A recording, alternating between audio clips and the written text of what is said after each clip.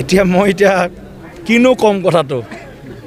এতিয়া গৌৰৱ গগৈ ডাঙৰীয়াই যদি BTCত চৰকাৰ গঠন কৰিম বুলি কৈছে তেনেহ'লে মই অলপ চিন্তা কৰিব লাগিব ইয়াৰ প্ৰতিক্ৰিয়াটো কেনেকৈ হ'ব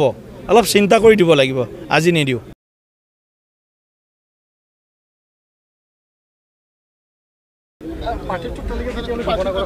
25 তাৰিখৰ পিছত 25 আগষ্টৰ পিছত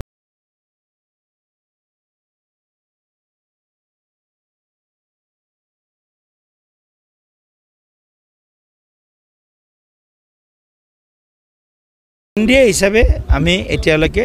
সিৰিয়াসলি খুব বহা নাই কিন্তু আমি NDA হিচাপে গোটেই কথাখিনি নিশ্চয় এবাৰ বহাৰ অৱকাশ আছে আৰু নিশ্চয় আমি বহি কথা কিছুমান আলোচনা কৰাৰ প্ৰয়োজন আছে মিত্ৰতা নিৰ্বাচনৰ আগত হ'ব মিত্ৰতা নিৰ্বাচনৰ পিছত হ'ব এই গোটেই কথাখিনি আমি বহি এটা চূড়ান্ত সিদ্ধান্ত গ্ৰহণ কৰিম কথাটো হ'ল কি এতিয়া লছ লাভৰ কথা নাই ঘৰৰ মানুহ যদি ঘৰতে থাকে NDA তো আমি এখনে ঘৰ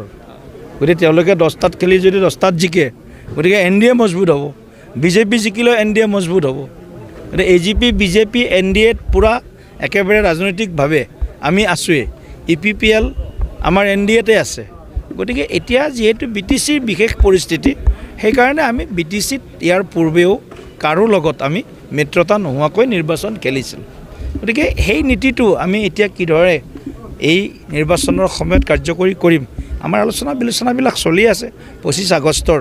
একেবাৰে সেই সময়খিনিৰ ভিতৰতেই আমাৰ চূড়ান্ত সিদ্ধান্ত হ'ব